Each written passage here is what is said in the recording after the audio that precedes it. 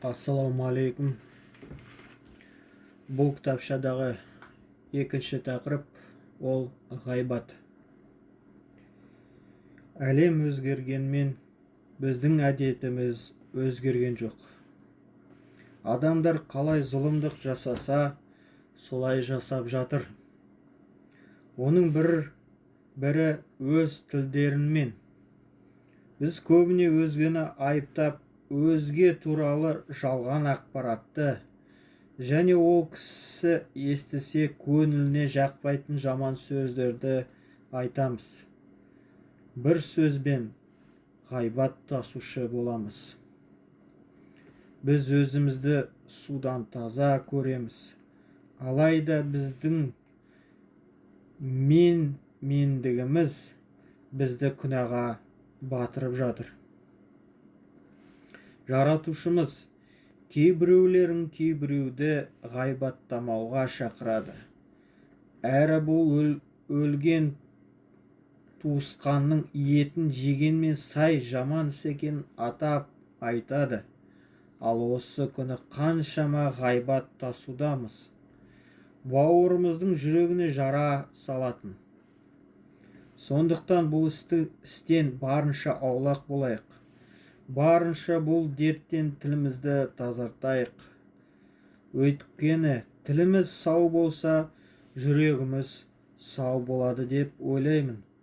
Ал жаратушы болса, біздің дүниемізге, мәртебемізге қарамайды. Тек істеген амалдарымызға және жүрегімізге қарайды.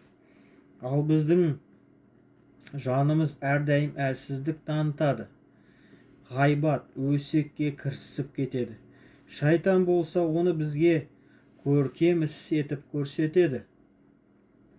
Осылайша күнәдан күнәға бата береміз.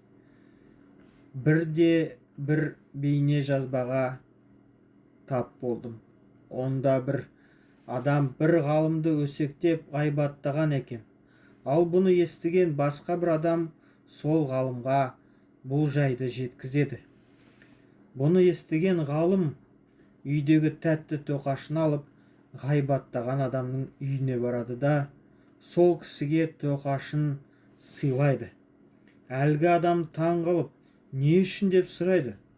Сонда ғалым: сіз мен туралы осындай ғайбат пен өсек таратқан екенсіз. Сіз менің ақыретіме үлкен сый сыйлапсыз.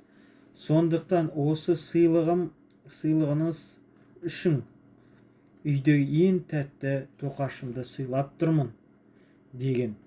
Бәлкім бұл оқиғадан сабақ алатынымыз бір жай. Ол біреуді өсектесек, ғайбаттасақ, бұл біздің бұл өмірде және ақыретте ұтылғанымыз. Керісінше өсектің және ғайбаттың құрбаны болған адам, оның бұл дүниеде және ақыретте жетіске жеткені.